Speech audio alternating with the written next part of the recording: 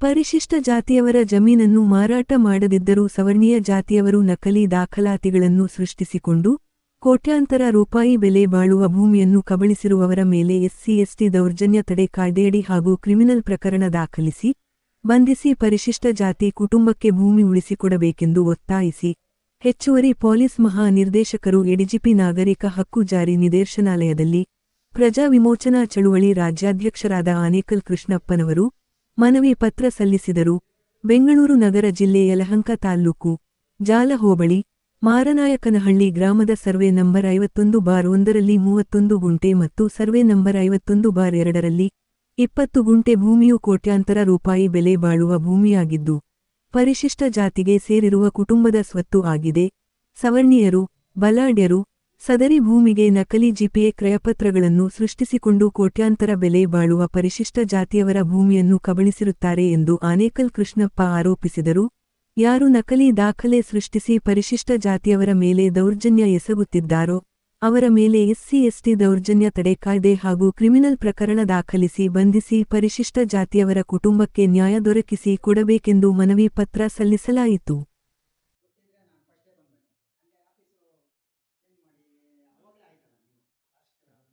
ಇವತ್ತು ಪ್ರಜಾ ವಿಮೋಚನಾ ಚಳವಳಿಯಿಂದ ಸುಮಾರು 3 ಕಾರ್ಯಕರ್ತಕ್ಕಿಂತ ಹೆಚ್ಚು ಕಾರ್ಯಕರ್ತರು ಬಂದು ನಾಗರಿಕ ಹಕ್ಕು ಜಾರಿ ನಿರ್ದೇಶನಾಲಯ ಎಡಿಜಿಪಿ ಅವ್ರನ್ನ ಭೇಟಿ ಮಾಡೋಕ್ಕೆ ಬಂದಿದ್ದೇವೆ.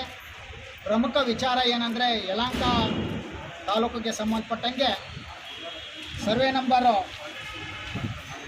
51/1 ಮಾರನಾಯಕನಹಳ್ಳಿ ಸರ್ವೆ ನಂಬರು 51/2ರಲ್ಲಿ ದಲಿತರು 1948ನೇ ಇಸ್ವಿನಲ್ಲಿ ಭೂಮಿಯನ್ನು ಕ್ರಯಕ್ಕೆ ತಗೊತಾರೆ. ಆ ಕ್ರಯಕ್ಕೆ ತಗೊಂಡು ಎಲ್ಲ ದಾಖಲೆಗಳನ್ನು ಹೊಂದಿ ಸಾಗುವಳಿ ಮಾಡ್ಕೊಂಡಿರ್ತಾರೆ.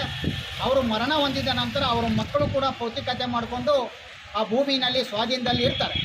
ಆ ಮಗ ಸತ್ತೋದ ನಂತರ ಅವರ ಇತರೆ ಮಕ್ಕಳು ಮೊಮ್ಮಕ್ಕಳು ಅವರು ಹೊಂದಾಣಿಕೆ ಇಲ್ದಿರ ಖಾತೆ ಮಾಡ್ಕೊಳಕ್ಕಾಗಿಲ್ಲ, ಪೌತಿಕತೆನ ಭೂಮಿಯಲ್ಲಿ ಇರ್ತಾರೆ.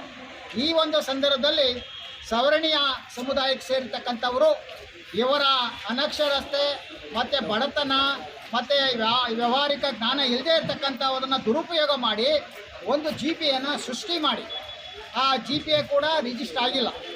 ನನಗೆ ಜಿಪಿಎ ಆಗಿದೆ, ಜಿಪಿಎ ಕೊಟ್ಟಿದ್ದಾರೆ ದಲಿತ ಸಮುದಾಯದವರು ಅಂತ ಹೇಳಿ ಸುಳ್ಳು ನಕಲಿ ದಾಖಲೆಯನ್ನು ಸೃಷ್ಟಿ ಮಾಡಿ ಅವರು ವೈ.ಎಂ. ರಾಮಚಂದ್ರ ಮೂರ್ತಿಗೆ, ವೈ.ಎಂ. ಶ್ರೀನಿವಾಸ ಮೂರ್ತಿಗೆ ಮಾಡ್ತಾರೆ. ಈ ಮಾರಾಟ ಮಾಡಿ ಈಗ ಖಾತೆಯನ್ನು ಮಾಡಿಸ್ಕೊಂಡು ಈ ಭೂಮಿಯನ್ನು 1 ಎಕರೆ ಭೂಮಿಯನ್ನು ಕಬಳಿಸಿದ್ದಾರೆ. ಹಂಗಾಗಿ ಈಗ ಏನು ನಾವು ಎಡಿಜಿಪಿಯವರೆಗೆ ಕೊಟ್ಟಿದ್ದೀವಿ, ವಿಶೇಷವಾಗಿ ಏಪ್ರಿಲ್ 14 ಈ ವರ್ಷದ 2024ನೇ ಇಸ್ವಿನಲ್ಲಿ ಈ ರಾಜ್ಯದ ಮುಖ್ಯಮಂತ್ರಿಗಳು ಸುಮಾರು 20 ವರ್ಷಗಳ ಹೋರಾಟಗಳಿಂದ ನಾವು ಮಾಡ್ಕೊಂಬಂದಿದ್ದೀವಿ.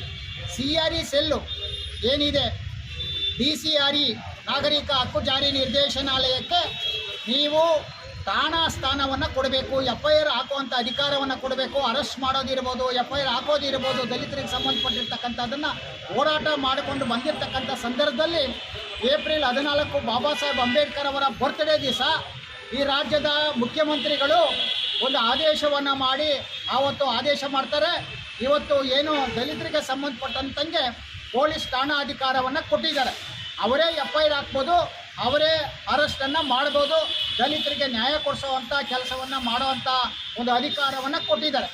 ಈ 2 ಠಾಣೆಯನ್ನು ಮಾಡಿದ್ದಾರೆ. ಈಗಾಗಲೇ ಬೆಂಗಳೂರಲ್ಲಿ ಏನು ಶಾಂತಿನಗರದಲ್ಲಿರ್ತಕ್ಕಂಥ ಬಸ್ ಸ್ಟಾಪ್ ಏನಿದೆ ಅಲ್ಲಿ 4ನೇ ಫ್ಲೋರಲ್ಲಿ ಇದೆ, 2 ಠಾಣೆಗಳಿದೆ ಬೆಂಗಳೂರು ನಗರ ಮತ್ತು ಗ್ರಾಮಾಂತರ ಜಿಲ್ಲೆಗೆ. ಇನ್ನು ಬೇರೆ ಬೇರೆ ಕಡೆ ಎಲ್ಲ ಜಿಲ್ಲಾ ಕೇಂದ್ರಗಳಲ್ಲಿ ಮಾತ್ರ ಒಂದೊಂದು ಠಾಣೆಯನ್ನು ಕೊಟ್ಟಿದ್ದಾರೆ. ಈಗ ತಕ್ಷಣ ಈಗ ಅಲ್ಲಿ SP ಅವ್ರಿಗೂ ಕೊಟ್ಟಿದ್ದೀವಿ ನಾವು. ಆ SP ನಮಗೆ ಸ್ಪಂದನೆ ಮಾಡಿಲ್ಲ.